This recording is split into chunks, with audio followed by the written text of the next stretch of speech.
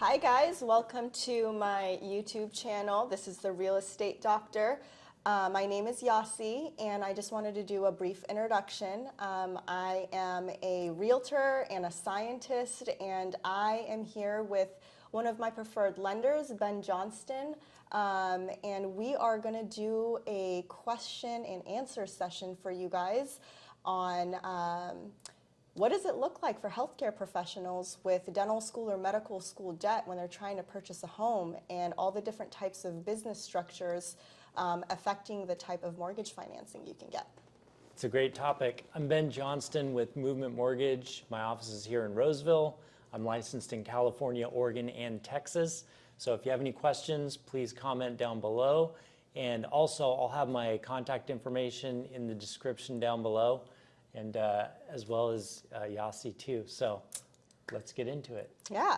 So one of the reasons I wanted to help our audience is because I'm married to a dentist, and we graduated with a ton of dental school debt. Yeah. And so we opened our own practice, and eventually we came to a crossroads where we couldn't decide, do we keep running? Do we pay back our student loans? How do we consolidate that debt? What does it look like to get financing when we're trying to purchase a home?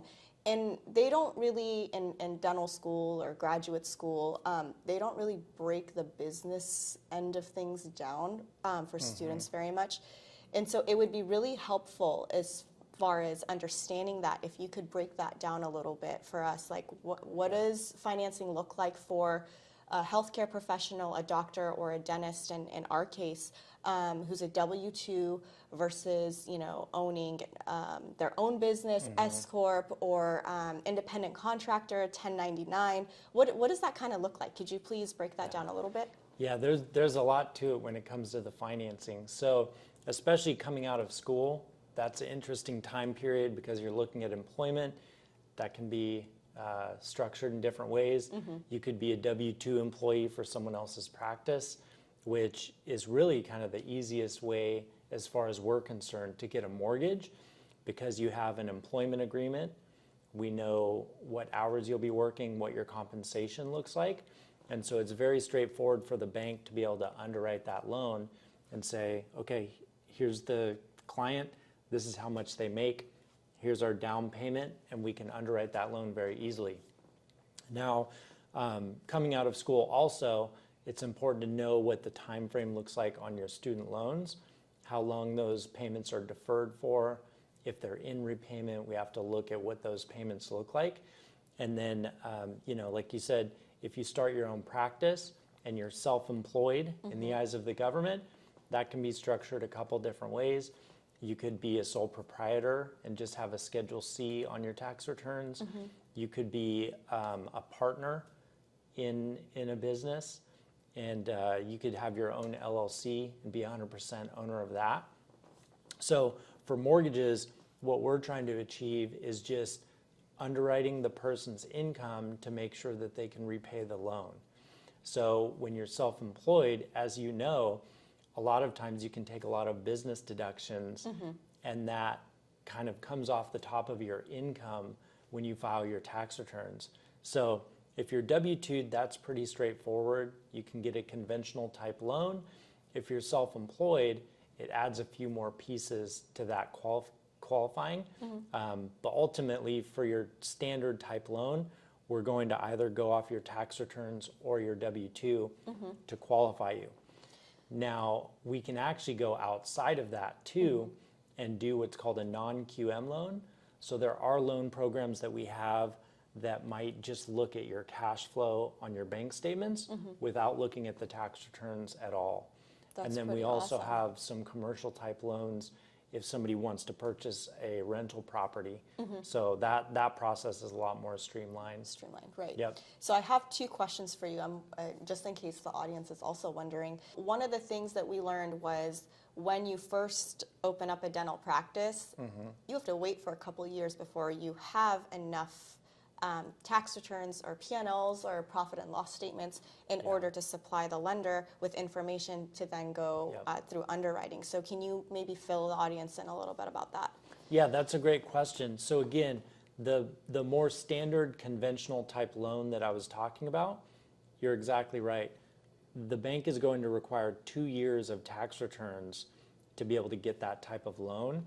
So if you're opening up a practice, we do have some companies that will go off like a 1-year history and look at the bank statements instead of the tax returns if you don't have that 2-year history. Right. So that's an option that we might look at. It might even be a good idea for somebody to, if they have the goal of wanting to get the primary real estate to live in, maybe they get a W-2 job initially so that they can get that offer letter, get a steady income, purchase a home prior to opening their own practice. So a lot of great options for Yeah. business owners out there. A lot of options, but I think this is really great because we're talking about it and you have a number of professionals put together as kind of an advisor group Yeah. to be able to talk people through the process and Yes. help them navigate. Yes. So, And just having been in the healthcare field for the last 10 years, I really do understand like what it takes to be in that profession. yeah. And on top of that, like we put together a group of professionals who can understand, connect, and really work around those types of schedules. So with the group of professionals that we have, again, I talked a little bit about being a W-2 employee versus owning your own business. So the accountant that you have, because it's important to note that I'm not a tax professional, Right. so there are some things I can advise on, but I work very closely with financial planners and tax planners as well, Yeah. so that we can set the client up for success, right? Yes, absolutely. It shows them how to handle their student loans. So why don't you talk about the CPA a little bit? So I have partnered with Fazil, and he is amazing at just giving everyone advice on how to consolidate their student debt. Right. So upfront and open, we graduated with about $480,000 in dental school loans, and by the time we started being able to pay chunks of it back because of Yeah. the interest rate, it had gone up to about $540,000. And so we really were at that crossroads of trying to figure out, like, what do we do? Because then your job as part of a lender is, well, how do you manage that debt to income ratio? And Right. so having a licensed professional as a CPA or a financial advisor who can advise you on how to lower that ratio so you do qualify for a better financing for a mortgage Yeah. is really, really important. And so if you guys stay tuned and follow us on my YouTube channel, you will have we'll have a whole other session with my wonderful CPA who has advised us for the last few years on how to really consolidate medical school, dental school, or any sort of debt from the healthcare profession, because it really does add up. And it's Yeah. important one to know, I have government loans. Do I keep them? Do I let the interest build and have it be forgiven? Well, if it gets forgiven, I could potentially be taxed on that. It's income tax. But as a realtor, I can't really give you that advice. So it's really important to reach out to a licensed professional who can guide you and give you the right advice on how to kind of go down that path. Yeah, and for somebody that's early on in their career, I would advise that as one of the first steps, right? So a lot of times when we're going to school, our income is simple, or maybe we don't have income yet. So it's really easy to manage your taxes on your own. But even if you're not going into business for yourself right away, even as a W-2 employee with the tax implications from student loans and how to structure that and manage that, I think that's a really important first step. Because again, I'll work very closely with a financial advisor and tax planner to find out what the best plan going forward is for the mortgage to help you acquire real estate. So yeah, that's really Ben. important. Thanks Thank for you. sharing. Yeah, thanks for bringing that up. Yeah, of course, of course. So since we touched on loans, I was wondering if you could explain to everyone what the difference between a regular loan is and what a physician's loan is. Because when we were purchasing our home, we had a lot of lenders be like, oh, well, we can do a physician's loan for you guys since, medical school, dental school. And can you please clarify that a little bit for everyone? Yeah, that's a great topic.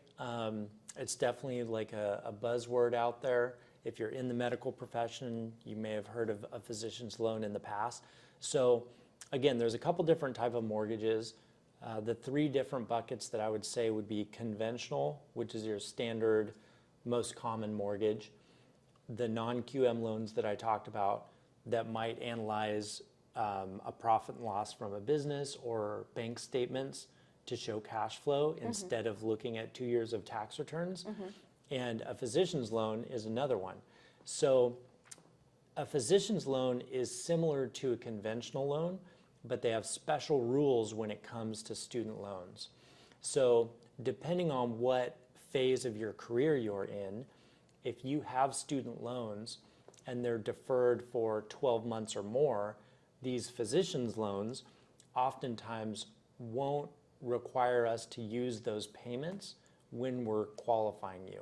Okay. So on a conventional loan, if you have an outstanding student loan balance, we're usually going to take 1% of that balance and use it as if it were a monthly payment. So if we're talking about $200,000, $300,000, $400,000 in debt, that could be a really big payment and it can affect your qualifying. So a physician's loan, it might let you do 5% down. It might not count those student loan payments against you. Okay. But you mentioned something earlier, the interest rate on these loans they're typically a couple percentage points above the current market rate. Right. So I think there is a time and place for those loans for somebody that really needs it, but just because there's a physician loan out there doesn't mean it's going to be the best solution for you. Right, So, for you. yeah, when I talk with a client, we do a discovery call. I'll take inventory of what their timeline looks like, what their goals are, and we'll come up with a couple different solutions that could work for them. But because you're in the medical profession, I'm not going to automatically pigeonhole you to a physician's loan. Right. Because honestly, it might not be the best solution It wasn't for the you. best solution for us Yeah. either, which is why it's so important to have, in our case, a dental-specific financial advisor and CPA who could really help us to figure out how to manage that debt. So if you guys have any questions, contact us on the links below. Our information is linked to this video. And yeah, Awesome. awesome. Thanks Thank the you for opportunity. joining us.